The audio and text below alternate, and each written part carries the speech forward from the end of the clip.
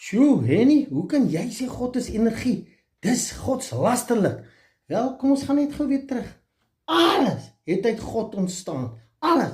Elke ding op hierdie aarde het uit God ontstaan. Ons is deel van hom. Nou as ons kyk na alles op die aarde, alles bestaan uit energie. Alles. Dan kan ek die twee bymekaar bring. Alles wat ontstaan is deel van die Godheid. Alles wat ontstaan is deel van God. En alles bestaan uit energie.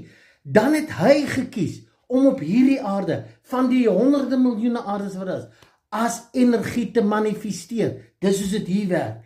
Want energie is alomteenwoordig.